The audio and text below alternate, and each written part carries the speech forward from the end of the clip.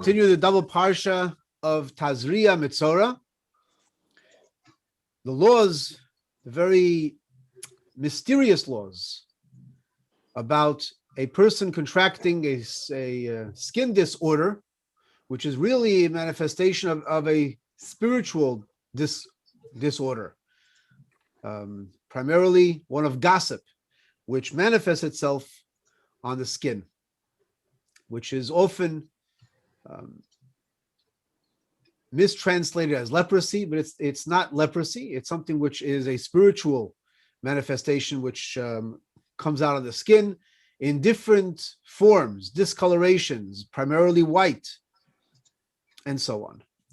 And when a person contracts something like this, the Torah tells us that this individual, because of this kind of misconduct, he has to be isolated from the community until this passes on.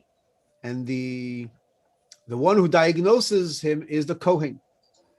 Now, here's a very peculiar detail of this law. The Torah tells us that if, in fact, this discoloration, this white discoloration, it has to be a certain size. If it spreads throughout the entire body, so the entire body, it changes from a regular skin color, skin tone, to a white skin tone, one of the different shades of white which are discussed in the Parsha. Bless you. In an unusually, the Torah tells us if his entire body is completely white, he is pure, tahor, which is bizarre, very unusual. Here, if it has a minimum amount, the person is considered spiritually impure and he has to go into isolation outside the community. Here, it spreads throughout the entire body. You would think for sure he's tamei. That person has gossiped so much. Look, his entire body turned white. There's a statement from our sages. There's several ways you can look at this. One way of looking at this is as follows. There's a law, similar law, that applies to convicting a person, a capital punishment. If a person commits murder, for example, and that person is liable of capital punishment, this case is brought before the great Sanhedrin, and the Sanhedrin, the court of law, has to rule upon this. You have at least 23 judges which are ruling on this case. And the law is there has to be a minimum of two, a majority of two. It can't just be one majority. It has to be a majority of over two in order to convict someone of murder. If, however, it is unanimous, then the law is this person doesn't get capital punishment. Very unusual. So usually if a person has a minimum of two more, majority of two more, that person is guilty, found guilty, and will be guilty of the punishment. And in this case, if there was proper warning and so on, there will be capital punishment. But here, if it's unanimous, there's no capital punishment here. Why? You would think for sure there should be capital punishment. It's unanimous. We find something interesting. When it comes to, even in secular law, when it comes to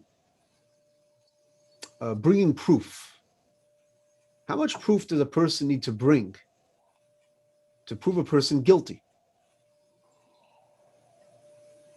Well, it depends what kind of cases.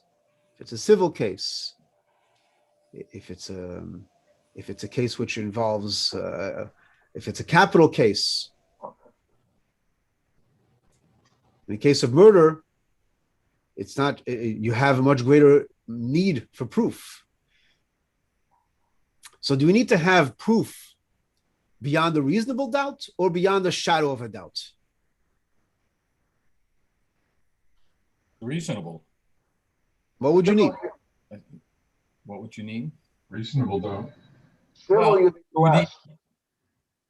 now they have, forensic evidence. Let's say. All the kind of forensic evidence. But one thing is certain: beyond a shadow of a doubt is virtually impossible. How could you bring a case that this is beyond a shadow of a doubt? There can always be a doubt. So according to the Talmud, in order to convict someone, there has to be a voice that will present the innocence of this individual. One of the judges must come forward and see the other side. It's like the story they tell about a rabbi who's doing a eulogy. So the rabbi speaks about this individual. He was a wonderful person. He was a family loving person. Man stands up in the crowd, says, family loving person, never spent a day with his family, never spent a day with his kids. He always ignored his kids. Well, this person was an upstanding member of the community. Upstanding member of the community, he stands up. What are you talking at Chinik? This person never came to shul. He always cared about himself, never gave a penny to charity. What kind of upstanding person in the community? Brother was worse. Yes, what? Does anyone have anything good to say about this person? Yeah, I do. What is it? His brother was much worse. That's not a no. Yeah. Okay. You have to say something good about the individual to convict him. Otherwise, if there's nothing to say good about this individual, then this indeed is not a reflection of the individual. It's a reflection of the court. This must be a kangaroo court. There's something wrong. Not one person can find something positive. We're now learning during the period of time between Passover and Shavuot, we learn the ethics of our fathers on Shabbat. This past week was 1. This coming week is chapter 2. So this past week, there is a Mishnah, a famous Mishnah teaching from the ethics of our fathers. We should be from the disciples of Aaron. Ohev shalom, love peace. Rodev shalom, pursue peace. Ohev et habriot, we should love people. Umekarvan la Torah, bring them close to Torah. Now, what's unusual is the word ohevet abriot. It doesn't literally say love people. It says love creatures. That's an unusual word to use for people. Obviously, it's referring to people. It's not referring to your pets. Okay. Because you're not bringing the pets closer to Torah. Okay. Umekarvan la Torah. All right. Okay. So it refers to people. So what an unusual way to refer to people. Ohevet abriot. So here's a teaching in Chassidus. Teaching from the Baal Shem Tov. Even if this person, you have nothing good to say about this individual other than he's a creation from God. That's all I have to say about him. He's a creation from God. He's one of God's creations. But you recognize that he's a creation from God. Bring him close. You have to at least recognize that this person has a divine soul. Once you eliminate that this person has nothing good, there's nothing good to say about this individual, then tahor, he's pure, vindicated. Now, There's an unusual description in the Talmud regarding Mashiach. The Talmud describes that there was once one of the sages of the Talmud sees Elijah, Eliyahu Hanavi. And so he asks Eliyahu Hanavi, when is Mashiach coming? Where is he? He says, you want to know who's Mashiach? I want to know who's Mashiach. You know, Mashiach can come at any moment. So if Mashiach can come at any moment, there must be a Mashiach today. Who is the potential Mashiach? Where is he? Where is he to be found? Where is he hiding? Does he want to know? Wanted me to give you a sign of who Mashiach is? If you go to the gates of Rome, you will see there by the gates of Rome, there are lepers that are there. Those who are stricken with saras. You will see one of them who changes his bandages in a very unusual fashion. He takes off one bandage and then replaces it with a new one. Then he takes off another bandage, replaces it with a new one. In other words, he doesn't take all of them off and then replace them. He takes one at a time or a little bit at a time. He replaces it. And that's what he does, one at a time, one at a time. Very unusual. Number one, why is Mashiach compared to a person stricken with saras? And number two, why is he taking off one at a time?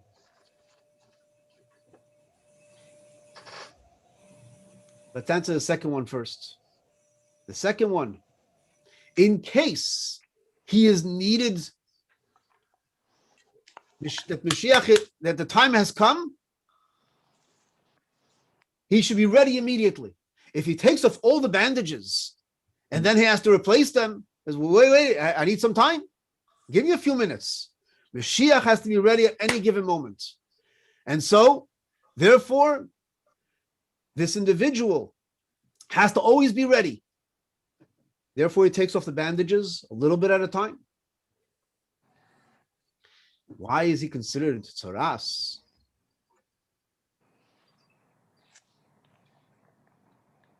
Mashiach is someone who has to relate to all people.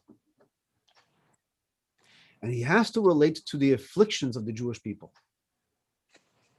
He even has to relate to the individual who is isolated from the Jewish community.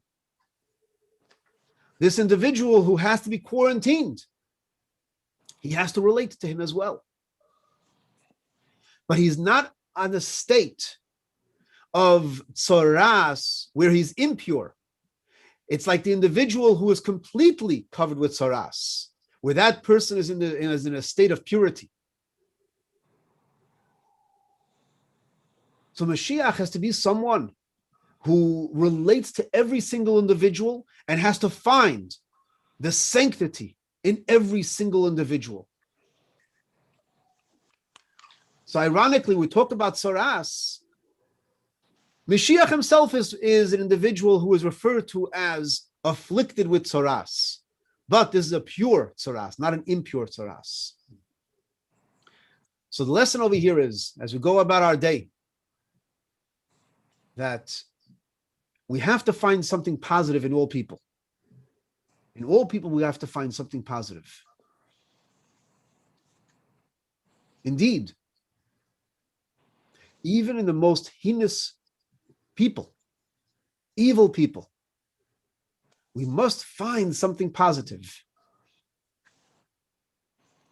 You think to yourself, what, even in a Nazi? Because yes, even in a Nazi. How about Bernie Madoff? Yeah, whoever it is. How about- Why? Why must you find something positive? How about Uh-huh. John Gacy? If you would say Okay, Nazi is a monster, yes. an animal, that there is no soul in them, then automatically they're not guilty. Is a lion guilty for ripping apart this innocent Bambi? No, that's its nature. If you say this individual is a total monster, then what do you want from him or her? They can't change their nature. They're not. You cannot hold them responsible.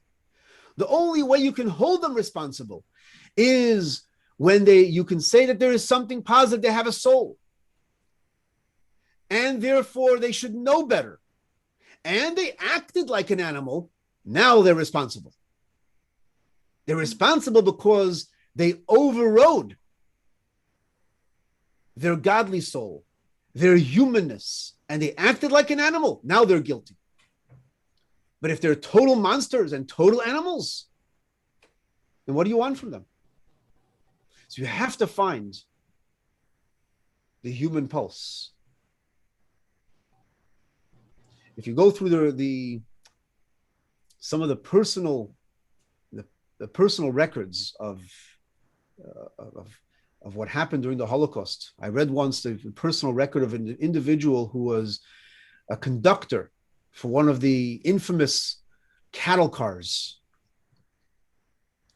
that he just could not take the stench of what was of the people on the cattle car. It was worse than the animals. He could not take it, and he had to. And it was also the way he was describing it, that it was vile. It was this. What did he do? He had to intoxicate himself. What do you find there? I find here the human quality. The human quality is that he found it repulsive to do this, but yet he actively intoxicated himself to numb the humanness within him. That he's guilty of. So as we go about our day, find something positive in the other person. As we find that positive in the other person recognizes that we find something positive. That should inspire the humanness within that person to make a difference and to change themselves. By doing that, we'll change the world. With that, I also invite you, we're starting in a week's time, we're starting a new course. This can happen. A very, very important course, which is one of the 13 principles of Jewish faith, which is the coming of Mashiach. If you find that the belief in the coming of Mashiach is something which is either a fantasy, pie in the sky, how can this happen? Or it was something that the Jewish people needed to hold on to in order to survive the most difficult traumas of history, then I think you should try out the first class. At least the first class, you should join the class, join the course, because it's indeed, this is one of the 13 principles of Jewish faith. And as Maimonides says, a person who denies in the concept of Mashiach denies all of Judaism, in essence. He denies all the prophecies. He denies even Moshe Rabbeinu. So what is this all about? If you would remove the concept of Mashiach, how will it affect Judaism? It is indeed very important, because if we do not recognize what the meaning of Mashiach is, if you think it's a fantasy, then we misconceive what Mashiach is. And if we don't believe that Mashiach has a part and an integral part within Judaism, then we don't really know what Judaism is. Or we're missing something fundamental in Judaism. So very, very important. Join me. We're ordering books tomorrow, so please get the word out. Fabulous course which is developed by JLI.